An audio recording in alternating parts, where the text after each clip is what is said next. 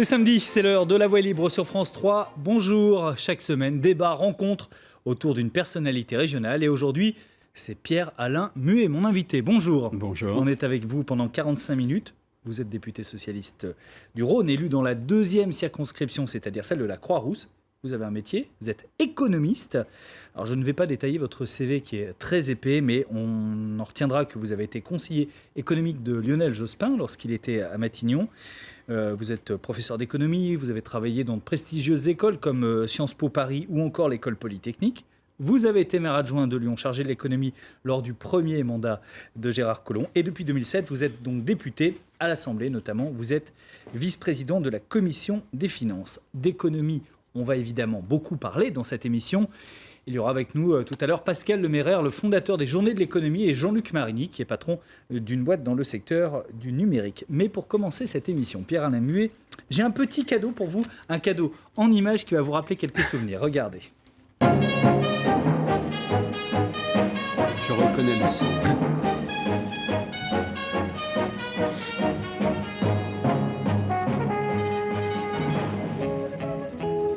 Bon, tout le monde aura reconnu Thierry Lafronde. Vous voyez à peu près pourquoi je vous ai passé ce petit extrait ? Absolument. Est-ce que vous êtes un frondeur, non, monsieur Muet ? Parce que vous êtes toujours cité dans ces fameux frondeurs du Parti socialiste. En général, quand on me cite parmi les frondeurs, on rajoute malgré lui, atypique, etc.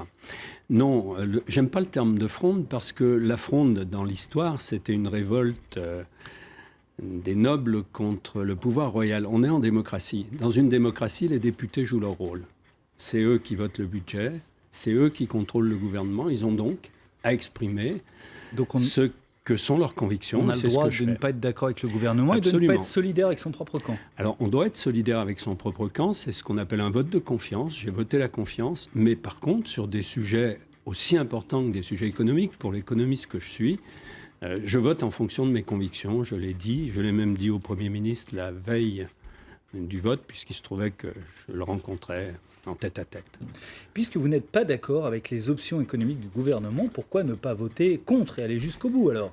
Alors parce que je fais partie de la majorité, c'est toute l'ambiguïté. Je me suis abstenu sur le budget pour exprimer mon désaccord, sur l'équilibre du budget, pas sur l'ensemble des orientations, avec l'espoir que le gouvernement change progressivement. Il a déjà changé son discours, notamment sur l'Europe. Ça fait plus d'1 an que je dis attention. L'Europe s'enfonce dans une récession profonde. Il faut qu'on en tienne compte. Il faut qu'on ajuste mieux notre politique économique à cette situation.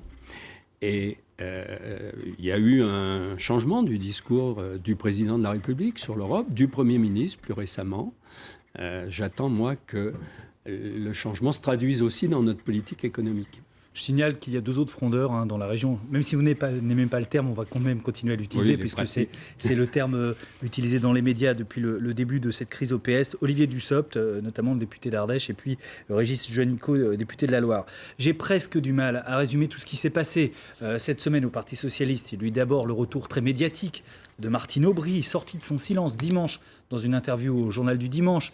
Puis, le lendemain, sur France Inter, Martine Aubry, il y a eu cette abstention de 39 députés socialistes sur le budget, la première partie du budget, dont vous, monsieur Muet. Il y a eu les attaques des anciens ministres, Aurélie Filippetti et Benoît Hamon, puis la réplique médiatique de Manuel Valls, et l'impression d'un parti socialiste, Pierre-Alain Muet, en train de se désagréger complètement, jusqu'à Manuel Valls qui dit qu'il faudrait changer le nom, se recentrer avec le centre, justement.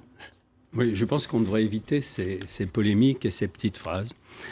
Il y a un vrai désarroi chez bon nombre de députés socialistes envers la politique qui est suivie parce qu'elle est très éloignée de ce sur quoi nous avons été élus. Il y a un vrai désarroi parmi les militants et il y a une vraie demande de débat de fond. Ce que je fais, je vais dans beaucoup de fédérations pour expliquer longuement la crise que nous traversons, la crise que traverse l'Europe, car le problème n'est pas français, il est européen, et pourquoi il faudrait ajuster cette politique et ne pas tout mettre, comme ça a été trop fait depuis 1 an, sur l'offre. Et que les options du gouvernement ne sont pas les bonnes, c'est ça ? J'ai écrit un livre il y a 1 an qui s'appelait « Le bon chemin » pour expliquer, 1 an et demi, c'était d'ailleurs le thème des journées parlementaires socialistes, pour expliquer qu'on avait suivi le bon chemin, on avait donné priorité à la réduction des déficits, à l'emploi. Mais attention, je disais, l'Europe est en train de s'enfoncer dans la récession, ce qu'on n'avait pas prévu. Et ça suppose d'être plus attentif à la demande et d'être plus prudent sur des politiques d'allègement. Et j'ai été très surpris de voir le 14 janvier que le président de la République mettait tout sur des allègements. Une citation qui a beaucoup fait parler d'elle cette semaine, elle est justement du Premier ministre Manuel Valls au Nouvel Observateur. « Il faut en finir, dit-il, avec la gauche passéiste, celle qui s'attache à un passé révolu et nostalgique, hanté par le surmoi marxiste et le souvenir des 30 Glorieuses. » Sur ce dernier point, le souvenir des 30 Glorieuses, on a presque l'impression qu'il est en train de s'adresser à vous. Non, pas du tout. Je ne comprends pas ce discours. Je dis qu'il ne faut pas se tromper d'époque. Il ne faut pas se tromper d'époque. On n'est pas dans une situation où il s'agit d'adapter notre modèle social à une mondialisation libérale qui est allée dans le mur. Parce qu'en 2008, c'est ce qui s'est produit. On est dans une situation où malheureusement, ce qui se passe en Europe aujourd'hui, avec l'Europe au bord de la déflation, ressemble étrangement à ce qui s'est passé dans les années 30, les déflations européennes. Donc il faut être conscient de cette situation. Il faut être conscient de ce qui nous y a conduit. C'est un cocktail de baisse massive des dépenses un peu dans tous les pays et de baisse de coût du travail, parfois, comme en Grèce, de baisse du salaire. Ce cocktail qui peut marcher quand on est seul à le conduire, quand tout le monde le fait, ça conduit à la situation dramatique de l'Europe. Il y a eu un tournant dans l'orientation économique du gouvernement, un moment symbolique en tout cas, c'était à la fin du mois d'août, et c'était regardé lors de l'université d'été du MEDEF. La France, mesdames et messieurs les chefs d'entreprise, mesdames et messieurs les entrepreneurs, la France a besoin de vous. Et moi, j'aime l'entreprise. Un Premier ministre socialiste applaudi debout par le MEDEF. Vous avez réagi comment ? Écoutez, que le Premier ministre dise « j'aime l'entreprise », ça me va très bien. Moi, je l'ai toujours dit, j'étais adjoint, vous l'avez rappelé, au développement économique. J'ai créé des pépinières d'entreprises, c'est-à-dire j'ai j'étais très attentif à ce que des entreprises se développent, notamment dans des secteurs aussi porteurs que le numérique ou dans des secteurs dans lesquels Lyon est très, très fort. Mais la politique économique, c'est compliqué. Ça n'est pas forcément de tout faire, de faire des allègements massifs sur les entreprises quand les entreprises sont dans une situation, qui est la situation actuelle, où elles ont besoin de clients. C'est d'être attentif aussi aux ménages. Il faut un équilibre qui manque. Alors, y a-t-il justement une bonne politique économique ? C'est une question qu'on se pose. Le dogmatisme libéral ou keynésien, pour faire court, est-il compatible avec des solutions à trouver dans ce pays où la croissance ne bouge pas ? Contrairement au chômage qui, lui, bouge un peu trop. Qui a raison ? On va appeler un autre éminent économiste à nous rejoindre sur ce plateau. C'est Pascal Lemairer. Vous avez une différence quand même fondamentale avec Pierre-Alain Muet, c'est que vous n'êtes pas un élu, vous n'êtes pas un politique. Vous êtes prof d'économie à l'École normale sup de Lyon, ce qui est impressionnant d'ailleurs sur un CV. Vous êtes également organisateur des GECO, les Journées de l'économie, qui auront lieu les 13, 14 et 15 novembre prochains. Bonjour Monsieur Lemairer. Bonjour. Juste un mot sur les GECO, justement, c'est quoi ? Finalement, c'est une forme d'élection directe où les citoyens viennent ici écouter et débattre sur des sujets économiques. Ils sont environ 9000 pendant 3 jours, les 13, 14, 15 novembre, partout dans Lyon. Et il y a des universitaires, des chefs d'entreprise, des acteurs sociaux, des politiques qui vont débattre de sujets sur lesquels, je crois, on est pas mal angoissé aujourd'hui. Et l'idée, c'est de débattre en vulgarisant aussi l'économie, qui est une science, qui est quelque chose d'assez complexe, dont on parle énormément sans forcément connaître tous les tenants et les aboutissants ? Oui, vulgarisant en tout cas en essayant de ne pas employer un jargon trop compliqué, mais par contre en étant rigoureux sur les analyses qu'on peut faire. Vous avez un thème cette année, le progrès social a-t-il un avenir ? Ce qui va plaire à Pierre-Alain Muet, je suis sûr. Oui, c'est un sujet qui découle directement d'interrogations d'économistes, c'est-à-dire qu'on est bien incapable aujourd'hui de dire si on va vers une tendance de croissance très faible. Et quand on regarde les gains de productivité dans le monde entier, ils se ralentissent. Il y a une tendance mondiale qui inquiète. Et de l'autre côté, on entend, mais il y a des perspectives incroyables. Il y a de nouveaux secteurs qui vont générer une croissance de l'emploi et une augmentation des revenus. Je crois qu'on est incapable de dire aujourd'hui ce qu'il en sera. Par contre, s'organiser un peu autrement pour arriver à faire du progrès social, quelle que soit la situation en matière de croissance économique, me paraît essentiel. Et ça dépasse par exemple un peu la question sur faut-il relancer la demande ou l'offre. Je crois qu'en fait, il faut agir sur tous les créneaux sur lesquels on peut avoir une efficacité. Il faut agir sur l'offre, sur la demande en même temps. Vous avez entendu ce que disait Pierre-Alain Muet tout à l'heure sur la politique du gouvernement, pas qu'il combat, mais en tout cas sur lequel il a des désaccords, la baisse des charges pour les entreprises, en disant c'est plutôt la consommation des ménages qu'il faut soutenir, en tout cas dans la conjoncture actuelle. Est-ce que c'est aussi votre avis ou est-ce que vous êtes peut-être moins tranché ? Je pense complexe. De toute façon, les entreprises, on en a besoin. C'est absolument indispensable. Je pense que là, il y a une image en France qui est un peu dépassée. C'est amusant d'ailleurs parce que l'entreprise, elle est plutôt sympathique quand on la regarde du côté du territoire. En effet, quand on pouponne autour, là, on dit ah oui, les entreprises, c'est bien. Alors, puis quand on raisonne au est-ce niveau qu'elle n'est pas national, compétitive, l'entreprise française, parce qu'elle paye trop de charges? non, je pense bien que là, c'est pas problème. l'unique. Alors là, on a des offre, études ouais. qui sont précises. Par exemple, pour que les entreprises soient plus performantes aujourd'hui, d'abord, il faut qu'elles grossissent. Et on a un grand problème sur les entreprises de taille intermédiaire. Et on a beaucoup de PME sur les territoires qui sont innovantes. Pourquoi on n'arrive pas à passer à un autre niveau? Ça, c'est un véritable enjeu. La deuxième chose, c'est quelles sont les entreprises qui se modernisent le plus? C'est par exemple celles qui utilisent des robots. Ce n'est pas seulement celles qui font des marges. Il y a deux choses essentielles. Ce sont les entreprises qui font de la recherche-développement. Et c'est là où il y a des personnels qui ont des niveaux d'éducation qui leur permettent d'intégrer cette utilisation. C'est-à-dire que l'éducation d'un côté, la recherche-développement de l'autre, c'est à mon avis des leviers qui, avec le financement des entreprises de taille intermédiaire, doivent nous permettre d'arriver à créer cette croissance dont on a absolument besoin aujourd'hui. Ce que vous avez dit, Pierre-Alain Muet, c'est 41 milliards d'allègements de charges aux entreprises. C'est délirant dans le contexte actuel. J'ai pas dit c'est délirant, j'ai dit c'est Non. trop. Vous Mais avez j'aime rarement ce genre de bien vocabulaire. qu'on simplifie tellement le débat politique à terme. La politique de l'offre, la politique de demande. Il faut faire les deux. La politique de l'offre, elle joue sur le long terme. La demande, c'est elle qui fait la conjoncture. Et nous avons une conjoncture complètement déprimée. Le président Alors, en de la gros, République... l'offre, c'est les entreprises, la demande, c'est les consommateurs. Non, la demande, c'est aussi les entreprises. Quand elles investissent et quand les collectivités locales investissent. Donc, mais il faut arrêter ces discours manichéens. Nous avons aujourd'hui... Et dogmatique d'ailleurs, entre la droite à la gauche, entre le libéralisme... Moi, j'ai soutenu le CICE, les 20 milliards. Je dis simplement... Crédit... impôts, compétitivité, emploi. emploi. Je dis simplement, il est mal calibré. J'ai toujours pensé qu'il faudrait le recalibrer. Les économistes enseignent que quand on veut atteindre un objectif, il faut un instrument. Il ne faut pas un instrument pour deux objectifs et il ne faut pas 4 instruments pour les deux mêmes objectifs, ce qui est malheureusement le cas des 41 milliards d'allègements qui sont un mélange de produits qui se sont superposés. 41 milliards, c'est 2 fois le chiffrage des 60 engagements de François Hollande. On avait chiffré, j'ai participé, à 20 milliards, parce qu'on se disait, il faut réduire les déficits, il faut être prudent, il ne faut pas annoncer trop de choses.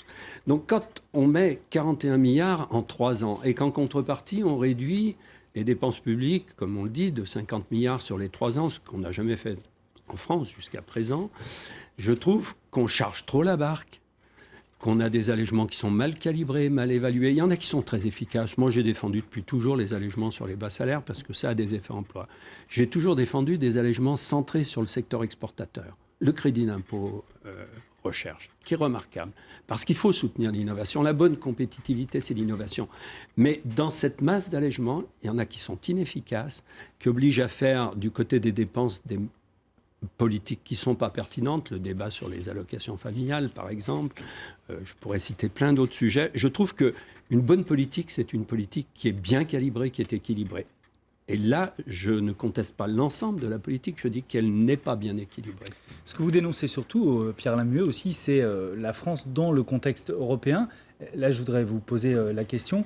Est-ce que ce qu'impose l'Europe en termes de réduction des déficits publics à la France est trop dur, trop lourd et l'empêche de retrouver la croissance, qui est votre thèse, Pierre-Alain Muet? Je pense qu'au niveau européen, le véritable problème, c'est qu'on parle depuis très longtemps d'un plan d'investissement européen. Enfin, je veux dire, dans les années 1990, il y avait déjà des économistes qui s'étaient engagés pour dire qu'il faut absolument qu'on ait un plan d'investissement dans les infrastructures. On a eu un sommet de Lisbonne en 2000 où on a dit on va devenir leader dans les nouvelles technologies, ce qui ne s'est jamais produit, et on n'a jamais fait les investissements nécessaires. Là, on nous dit en même temps qu'on va avoir un plan pour réduire les émissions de gaz à effet de serre. On nous dit qu'il faut investir. On nous laisse entendre qu'il y aurait peut-être un plan de 300 milliards d'euros qui serait engagé. C'est absolument indispensable. Il y a une véritable urgence. D'un côté, il faut que l'Europe réellement fasse les investissements qu'elle doit faire si on veut relancer l'économie. Je crois que le budget de l'État ne pourra pas arriver à créer des conditions suffisantes. Et de l'autre côté, il faut que sur les territoires, on arrive aussi à avoir les dynamiques. C'est-à-dire qu'en fait, entre l'État, je pense, et ce que nous vivons, il y a les collectivités locales et l'Europe. Je pense que ces 3 leviers, si on jouait sur ces 3 leviers-là en même temps, l'Europe aurait réellement des chances d'arriver à une situation très différente de celle qu'on connaît aujourd'hui. Est-ce que quand même le gouvernement n'a pas raison de vouloir réduire la dette qui coûte cher, parce qu'il faut quand même payer des intérêts à des banques, Bien sûr. et que l'argent public finalement Bien part à des sûr, banques. mais là encore, attention, un discours économique, ça ne se tient jamais dans l'absolu. La première chose que j'ai dit dans tous mes cours d'économie, c'est aucune mesure de politique économique n'est vraie quand on la sort de son contexte. Vous pouvez dire telle mesure est pertinente dans telle situation, elle peut être complètement dangereuse dans une autre situation. Les politiques de l'offre et de la demande ne doivent pas être des dogmes, ça se réduit. Mais oui, ça ne doit pas être des dogmes, ce n'est pas des questions. Bien sûr. Et puis c'est vrai aussi de la réduction de la dette. Bien sûr qu'il faut réduire la dette. J'ai plaidé, moi, continuellement pour qu'on réduise la dette, y compris d'ailleurs, j'étais le conseiller de Martine Aubry dans la campagne, pour qu'on s'engage sur les 3%. Mais on pensait tous que l'Europe retrouverait de la croissance. C'est pas possible aujourd'hui, 3%, on est d'accord. Non, mais c'est un très bon critère, je ne le mets pas en cause. Je dis simplement que dans la conjoncture actuelle, il ne faut pas continuer à accentuer la réduction des déficits, il faut aller plus lentement, il faut laisser l'économie rebondir. C'est ça le vrai sujet en Europe, c'est pas le seul. Et elle rebondit avec les consommateurs en fait, hein, c'est ça Elle rebondit avec les consommateurs, elle rebondit avec les entreprises qui ont des débouchés, elles n'en ont pas en ce moment. Quand on les interroge, 75% vous dites on a un vrai problème de débouchés, sauf celles qui sont mondialisées. Et elle rebondit avec l'investissement des entreprises et celui des collectivités locales. Or, c'est bloqué de tous les côtés. Donc, il faut ajuster notre politique économique en Europe à cette situation. Enfin, c'est terrible quand même. Il y a une phrase que je dis souvent. Personne ne devrait s'étonner que l'Europe s'enfonce à nouveau dans le marasme. C'est le résultat prévisible des politiques aberrantes conduites par les dirigeants européens et qui sont de mauvais remèdes. On pourrait dire que c'est un gauchiste qui a dit ça. Non. Éditorial du New York Times, le 17 août. Les États-Unis sont sortis de la crise. L'Europe s'est enfoncée dans une crise absurde par des politiques mal calibrées, mal évaluées, où chacun n'a pensé qu'à lui. Et c'est l'éternel problème de l'Europe. C'est une forme d'égoïsme individuel qui peut conduire à des situations dramatiques collectivement. Pascal Lemairer, est-ce qu'il y a des problèmes de compétences parfois en termes de politique économique ? Parce que quand on entend Pierre-Alain Muon, on se dit tiens, finalement, il est assez convaincant. D'abord, est-ce que il vous convainc puisque vous avez plus d'autres gens que moi sur la question ? Pierre-Alain Muon, en tout cas, a contribué à améliorer la compétence économique en France, puisqu'il est à l'origine quand même du Conseil d'analyse économique. Je pense qu'on avait réellement besoin de plus d'expertise. Alors le vrai problème qu'on a aujourd'hui, c'est qu'il n'y a quand même pas suffisamment d'évaluation des politiques économiques. Je pense que sur beaucoup de mesures, ça serait quand même intelligent de l'évaluer avant de la mettre en place. Si vous prenez l'exemple du RSA, il y avait des évaluations qui étaient faites par Martin Hirsch dans différents départements. Le président a voulu aller très vite. Et en fait, ce qu'on n'a pas regardé de près, c'est que le RSA n'a pas le même effet. On retrouve exactement les effets de contexte entre une ville, par exemple, où il y a déjà une politique sociale qui est bien organisée, et une zone rurale où il n'y a rien. Je veux dire, quand vous mettez en place le RSA sur les territoires, ça n'a pas le même effet. Je pense que si on faisait des efforts pour mieux évaluer les politiques publiques, ça accompagnerait véritablement les choix des politiques ensuite. Une question d'ailleurs sur les politiques publiques lors du vote du budget, sur lequel donc vous vous êtes abstenu, Pierre-Alain Muet. Il a été décidé des économies de 21 milliards d'euros, notamment sur les dotations aux collectivités locales. Est-ce que c'est dangereux pour l'économie ? Alors ça fait partie des points qui ont fait l'objet d'une forte discussion. Dans une situation comme celle-là, où nous avons en Europe un effondrement de la demande qui est exactement le même qu'en 2009, c'est-à-dire sauf qu'il est limité à l'Europe alors que c'était le monde entier. En 2009, après la crise financière de 2008, le FMI dit à tous les pays relancez. Relancez, l'économie s'effondre. Si vous ne relancez pas, elle va continuer à s'effondrer comme dans les années 30. Tous les pays relancent par l'investissement, public ou privé quand c'est possible. Et on devrait faire la même chose là. On aurait dû d'ailleurs faire la même chose en Europe si on avait effectivement poursuivi et pas seulement voté des plans d'investissement. Je rappelle qu'en 2012, François Hollande fait adopter au Conseil européen un programme d'1 point de PIB, 120 milliards d'euros, d'investissement en Europe. Ça a été adopté, ça n'a jamais été mis en place. Ça, c'est typique de l'Europe. On vote des choses, mais personne ne les suit. Eh bien, aujourd'hui, il y a le même problème avec les collectivités. 3,7 milliards de baisse des dotations aux collectivités. Ça va évidemment tout de suite se traduire en baisse de l'investissement. C'est le cas chez nous, à Lyon, dans le Grand Lyon. Et c'est exactement le contraire qu'il faudrait faire. Il faudrait que l'investissement des collectivités soutienne la croissance. Il est temps d'appeler sur ce plateau Jean-Luc Marini. Jean-Luc Marini est président de Search Expert. Votre entreprise est basée dans une des pépinières dont vous parliez tout à l'heure, Pierre-Alain Muet, qui s'appelle la pépinière Rive Numérique, qui se trouve dans le quartier de Vèze à Lyon. et aussi à Clermont-Ferrand en Auvergne. Vous avez déjà construit la grande région bien avant qu'elle soit effective. C'est une boîte de 12 salariés créée en 2011. J'ai lu sur Internet une présentation de votre entreprise. Alors, c'est un éditeur à l'origine d'un moteur de recommandation basé sur des algorithmes de sérendipité. J'arrive même pas à dire le mot. Sérendipité psychocognitive, aidant les e-commerçants à améliorer leur taux de clic. Donc, ça doit servir à quelque chose, certainement. Vous avez des clients. En tout cas, je dirais c'est la vocation. Hein. L'idée, c'est de faire en sorte de pousser des recommandations inattendues à l'internaute qui est dans une phase d'errance ou de flânerie sur un site de e-commerce. Une situation qu'on connaît tous pour avoir de temps en temps erré sur un site marchand après avoir échoué dans une recherche ciblée, par exemple. J'ai une citation à porter à votre réflexion, messieurs. Elle est du patron d'Iliade, la maison mère de Free. C'est donc une citation de Xavier Niel, un des patrons les plus puissants de France. Et voilà ce qu'il dit jeudi dans Le Parisien. La France est un pays où les choses vont plutôt bien. C'est un pays fantastique pour créer sa boîte. À propos de la création de la Halle Fraissinet à Paris, une pépinière de start-up qu'il va lancer dans la capitale. Monsieur Marini, est-ce que c'est un pays fantastique pour créer sa boîte, la France, contrairement à ce qu'on pense? Tout à fait. Moi, je pense qu'on a tout le dispositif qui va bien pour accompagner la création d'entreprises, surtout sur des technologies innovantes. C'est clair, dans le domaine du numérique et notamment sur des choses un peu disruptives. L'arsenal est là. La grosse problématique qu'on a, elle n'est pas vraiment dans cette phase de création, elle est à la fin de la phase d'amorçage et quand on n'est pas encore rentré dans le développement, et c'est un problème de financement. Reprenons les choses dans l'ordre. Par exemple, sur les politiques publiques, donc parlait Pierre-Alain Muet, c'est relativement facile d'être aidé par toute une catégorie de gens. Alors ça va de l'Europe à la région, aux collectivités locales. Ah oui, tout à fait. Aujourd'hui, on a des dispositifs d'aide qui sont relativement bien faits. Là-dessus, il n'y a aucun problème. La BPI joue bien son rôle. Banque publique d'investissement. C'est ça, tout à fait. Et accompagne pas mal les entreprises. La région le fait et on bénéficie d'un certain nombre d'aides, je dirais, qui sont à tous les niveaux d'ailleurs, hein, pas seulement sur l'aspect financier, mais il y a aussi des notions de réseautage et autres qui sont très importants pour des jeunes chefs d'entreprise. Donc, dans tous les cas, ça joue bien son rôle. Encore une fois, le problème est surtout pas là. Il est lorsque vous commencez à rencontrer le marché et que vous avez besoin à ce moment-là de faire rentrer des investisseurs pour vous permettre d'être présent de façon plus rapide et plus importante sur un secteur donné. Pierre-Alain Muet dit tout à l'heure que si on baisse les aides aux collectivités locales, les dotations d'État aux collectivités locales, ça va se ressentir, notamment sur les aides directes dont bénéficient les entreprises. Est-ce que ces mesures d'austérité, d'économie, vous les sentez, vous, concrètement ? Alors, on le sent, c'est clair, il y a beaucoup plus de saupoudrage.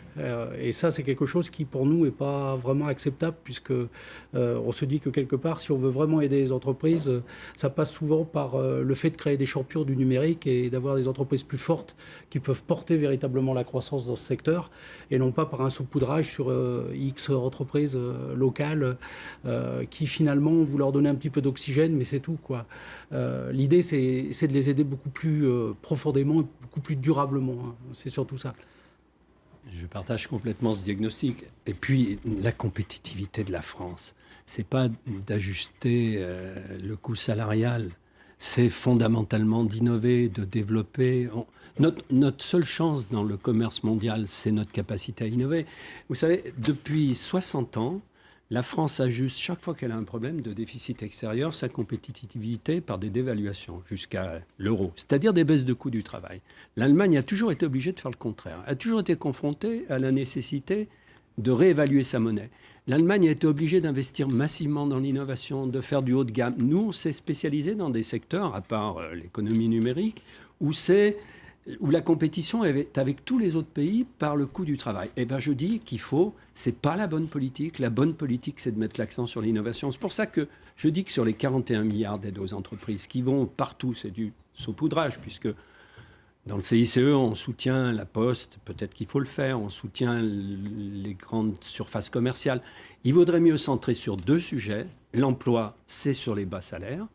C'est ce qu'ont fait la gauche et la droite depuis longtemps. Et la compétitivité, c'est sur tout ce qui est innovation. On a un excellent instrument, le crédit d'impôt recherche. Dont vous bénéficiez. On complique énormément. On est très exigeant. Des fois, j'ai des tas d'entreprises qui viennent en me disant « je suis obligé de rembourser des dépenses que j'ai faites ». Eh bien, au lieu de saupoudrer comme ça, de multiples allègements, concentrons, développons ce crédit, faisons en sorte que tout ce qui est investissement, innovation, robotisation, ce soit dans le crédit d'impôt compétitivité. Et là, je pense qu'on sera plus efficace et ça coûtera moins. Beaucoup d'aides publiques, monsieur le maire, mal utilisées, donc, si je comprends bien. En fait, si on regarde, c'est quand même assez terrible. On est en récession et on a encore un déficit commercial qui reste élevé. C'est-à-dire que, bien évidemment, on a un problème de compétitivité. C'est certainement pas sur les prix qu'on pourra continuer à être compétitif à l'échelle mondiale. Enfin, c'est assez suicidaire comme dynamique économique. Donc, en fait, la solution, c'est vrai que c'est l'innovation. Le problème des startups, c'est pourquoi est-ce qu'on n'arrive pas à un moment donné à les faire suffisamment grossir pour qu'elles deviennent d'abord des champions régionaux et puis nationaux ou européens. Je pense que réellement, on n'a pas trouvé la dynamique européenne pour le faire. Je pense que quand on pense des grands plans d'infrastructure à l'échelle européenne, ça devrait être le débouché pour que ces entreprises grossissent et ne soient pas revendues à des groupes importants qui ne sont généralement pas des groupes européens.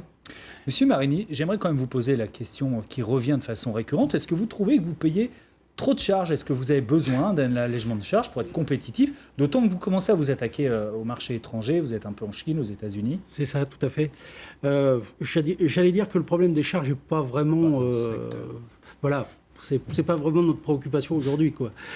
Faut être clair. Notre problème, il est d'abord. Vous payez de l'impôt sur les sociétés, vous payez oui, tout ça. Ça c'est sûr. Il y a toujours un discours qui consiste à dire qu'on paye trop de charges en France, mais d'un autre côté, je dirais, on a un système de protection sociale dont on bénéficie tous, qui nous satisfait grandement et on y est très attachés. Donc, sinon, on partirait les uns et les autres en terre étrangère.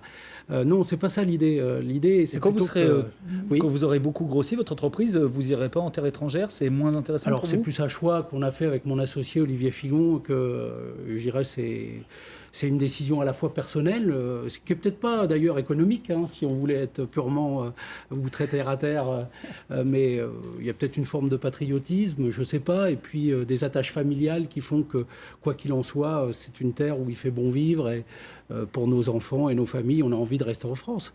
Mais la question des charges n'est pas la bonne, à mon avis. La vraie question, c'est celle, effectivement, du marché, des débouchés. Et c'est le think large, entre guillemets, qu'il faut promouvoir, c'est-à-dire d'avoir une vision globale. Merci beaucoup, Jean-Luc Marini, d'être venu. Et vous pouvez rester encore 2 secondes.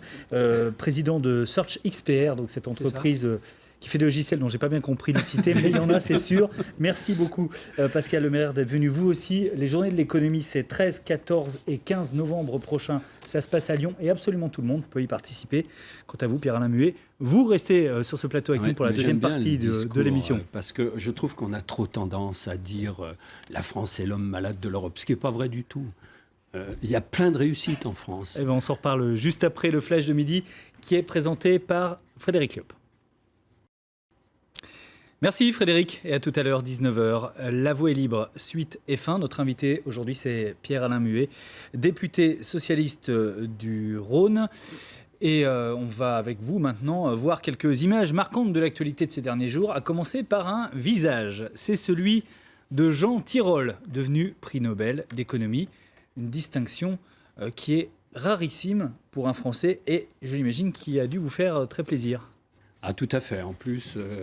Jean Tirole et Olivier Blanchard, qui sont à peu près de la même génération, sont les 2 plus grands économistes français, et enseignent aux États-Unis. Jean a eu ce courage formidable de venir créer une grande université à Toulouse. Et oui, bien sûr, et ça fait du bien d'entendre que la même année, on a une médaille Fields et 2 prix Nobel. Il faut qu'on arrête avec ce discours « la France, l'homme malade ». Non, nous sommes un pays qui a des entreprises extrêmement performantes. Nous sommes un pays qui a pratiquement les meilleurs chercheurs du monde après les États-Unis. Il faut quand même le dire. Alors, ce qui est étonnant, c'est que Jean Tirole dit à peu près la même chose que vous. Écoutez-le. Nous avons des jeunes chercheurs ici qui sont fantastiques. C'est ça qui compte. C'est plus que les prix Nobel, je dirais, c'est avoir les jeunes chercheurs qui sont à la pointe et qui font la recherche innovante, c'est vraiment ce qui compte. Et donc, il faut arriver à les garder en France et les faire venir en France.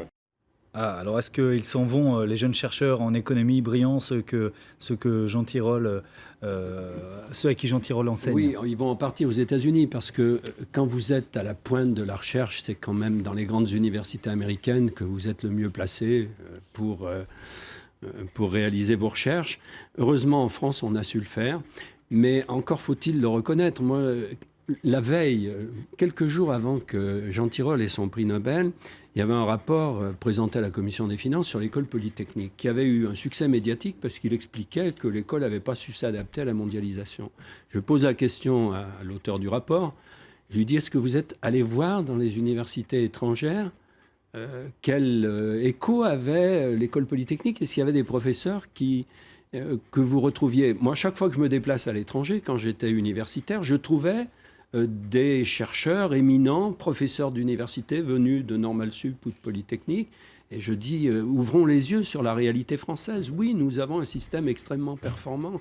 Arrêtons de toujours dire que nous ne sommes pas le pays à la hauteur, alors qu'on l'est. Et même les étrangers nous le disent. Et on est toujours d'ailleurs la 5e économie du monde, soit dit en passant. Oui, et puis un des plus grands centres de recherche du monde. L'actualité de la semaine a été fortement marquée par la mort du PDG de Total, Christophe de Margerie, dans un accident d'avion. C'était à Moscou.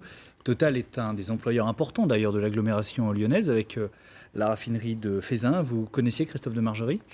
Je l'ai rencontré, mais je ne le connaissais pas beaucoup. Je connaissais bien Total pour avoir été amené dans des fonctions de rapporteur sur l'optimisation fiscale des grandes entreprises à auditionner Total, à leur demande d'ailleurs. Et Total ne fait pas de l'optimisation fiscale, c'est-à-dire ne va pas à l'étranger pour éviter de payer ses impôts en France? Eh bien, en fait, très peu, ou pratiquement pas, contrairement à ce qui se dit, parce que c'est vrai que Total fait 10 milliards de bénéfices, paye pas d'impôts en France, mais paye énormément d'impôts sur les sociétés à l'étranger, non pas par l'optimisation, mais parce qu'à l'étranger, c'est la prospection, c'est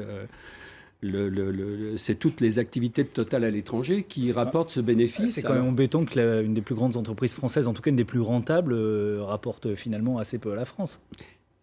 Elle rapporte à la France parce qu'elle distribue emplois, des revenus, il y a des emplois. Mais c'est vrai que l'activité de Total, ça ne peut pas être en France, puisque pour l'essentiel, c'est de l'extraction de pétrole qui se fait quand même ailleurs maintenant qu'en France. Est-ce que Total, qui est par ailleurs une entreprise très controversée, est aussi la preuve, malgré tout, de ce qui reste un certain dynamisme industriel en France, alors qu'on dit que l'industrie est quand même en chute libre dans un pays comme le nôtre? Oui, mais ça montre à quel point il faut qu'on ait une vraie politique industrielle. On ne peut pas rester avec une industrie qui a perdu 900 000 emplois en l'espace de 15 ans, qui est devenu un secteur qui s'est réduit alors que d'autres pays, l'Allemagne, ou d'autres régions, Rhône-Alpes a su garder une industrie importante.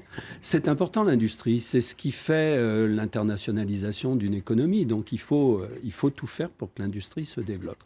Mais c'est encore l'avenir du pays? Oui, bien sûr. Elle se modernise énormément. La robotique pénètre, les technologies de l'information interviennent partout dans l'industrie. Mais c'est aussi la base économique essentielle. On ne peut pas vivre qu'avec une économie tertiaire. Il faut avoir, quand on est un grand pays, une industrie puissante. Il faut se souvenir de notre histoire. Après tout, Colbert, ça a été un homme qui a compté dans notre histoire. Et le colbertisme, je trouve, le colbertisme industriel, c'est toujours important. Le président socialiste de la région Rhône-Alpes est revenu hier d'un voyage d'une semaine en Chine, notamment à Shanghai, la mégapole, capitale économique du pays, où la région avait créé un pavillon lors de l'exposition universelle de 2009. Le pavillon Rhône-Alpes était en très grosse difficulté financière. Il va perdurer en devenant pavillon français et il va servir à aider à l'accueil des entreprises qui veulent s'implanter en Chine. Jean-Jacques Hiran, lui, est plus que jamais convaincu par l'opportunité pour la France d'être présente en Chine. Propos recueillis par Émilie Rousseau et Stéphane Yvon. Nous avons démarré ici en 2011, après l'Expo universelle. Nous avons été les premiers à réouvrir. C'était une marque de confiance de la part des Chinois. Nous sommes repartis ici, dans une zone qui n'avait pas connu de développement. Il fallait être les pionniers, il fallait être là. Mais permettez-moi de vous dire que cet emplacement, ça vaut de l'or ici. L'emplacement donc de ce pavillon à Shanghai. Jean-Jacques Hiran comme Gérard Collomb vont assez régulièrement en Chine. Peut-être vous aussi, Monsieur Muet. Est-ce que cette fois, ça y est, définitivement, on fait de la Chine un partenaire économique et puis on oublie les problèmes de droits de l'homme? Alors, il ne faut pas oublier les problèmes des droits de l'homme, mais il faut effectivement développer le partenariat avec la Chine. C'est extrêmement important. C'est le plus grand marché du monde, potentiellement.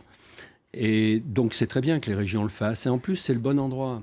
Parce que ce qui est efficace, Je parlais de colbertisme, ce n'est pas un colbertisme d'État, ce n'est pas une intervention forcément à l'échelle de l'État, c'est à l'échelle des régions, des pôles de compétitivité, des métropoles.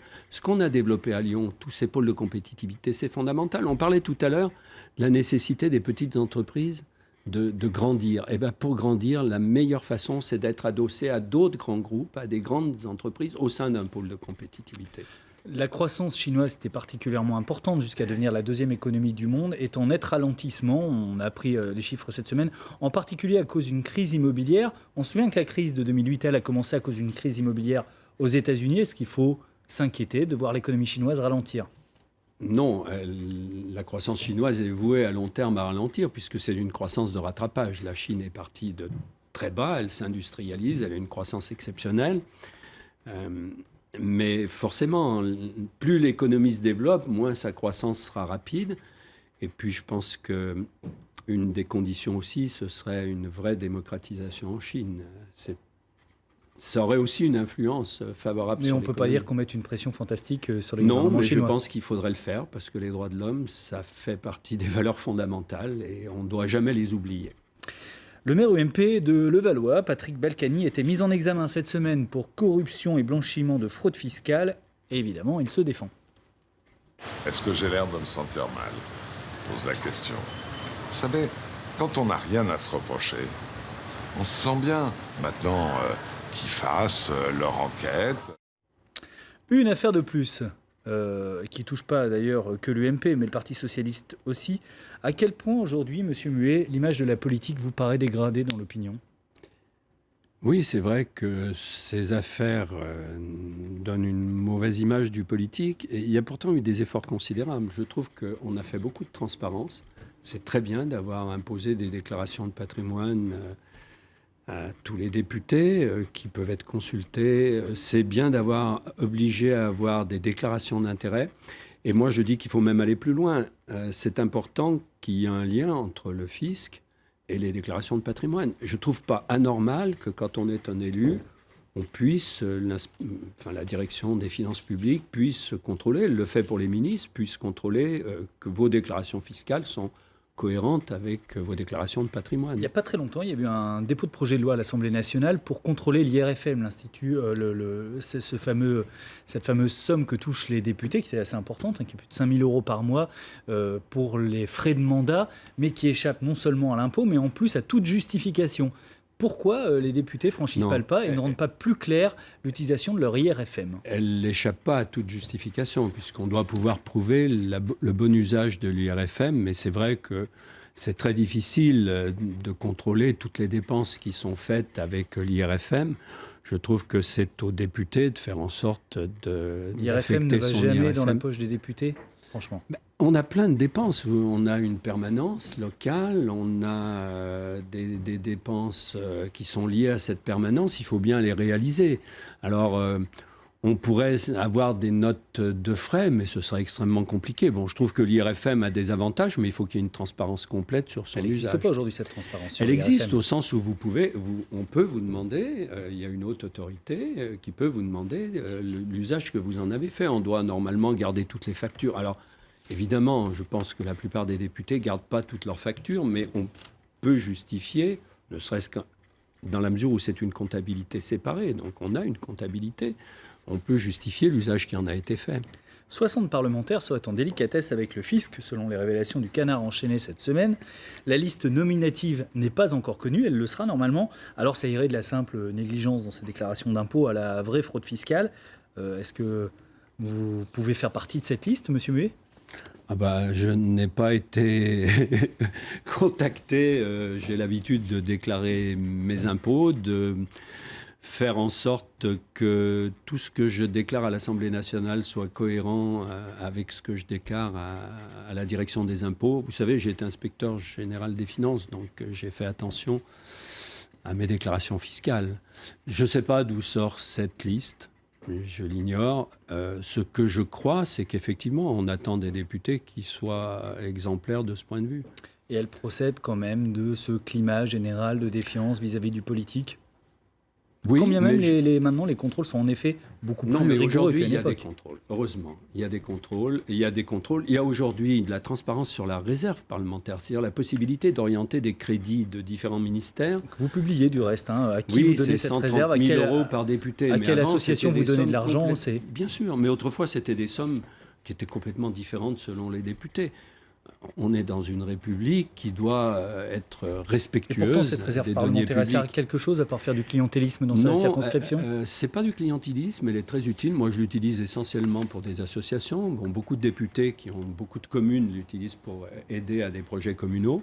Je pense par exemple dans le domaine culturel qui a beaucoup fait faire ces dernières années. Eh bien, je trouve que c'est assez utile qu'on ait pu orienter des crédits d'État vers des petites structures culturelles qui ont beaucoup souffert des réductions du budget de la culture. Donc on ne touche pas l'IRFM, on ne touche pas les réserves parlementaires. Ah non, mais on a touché à la réserve parlementaire. Vous savez, il y avait une opacité totale sur la réserve. Maintenant, tous les députés ont la même somme. Moi, quand j'ai commencé à être député, c'était pas si loin que ça, en 2007. Les députés de la majorité avaient près de 200 000 euros. Les députés de l'opposition avaient 30 000 euros. C'était inadmissible dans une république. Merci beaucoup, Pierre-Alain Muet, d'avoir participé à cette émission. Les programmes de l'après-midi sur France 3 Rhône-Alpes, vous en avez l'habitude, c'est d'abord la case documentaire à 15h20. On revient aujourd'hui sur l'histoire d'un accident d'avion qui avait fortement marqué les esprits en 1972, celui du vol Lyon-Clermont à Noiretable dans la Loire. Et puis, dans le magazine de la montagne, chronique d'en haut à 16h15, Laurent Guillaume en termine avec son périple sur le chemin des pèlerins de Saint-Jacques-de-Compostelle. Prochaine Voix est libre, ce sera avec Frédéric Liop. Samedi prochain, il recevra Pascal Romestin, radiothérapeute à la clinique Charcot de Lyon, mais surtout vice-présidente de l'association Europa Donna qui milite pour la prévention du cancer du sein. Merci à tous ceux qui m'ont aidé à préparer cette émission, Bérénice Dalmé, Éric Vial et bien entendu l'inaltérable, increvable, aimable, mais néanmoins désormais vacancier, Adrien Grouard-Denez. La Voix est libre était réalisée cette semaine par Vartan Ohanian. À suivre l'édition nationale du 12-13 en compagnie de Catherine Matoche. Bon week-end et bonnes vacances.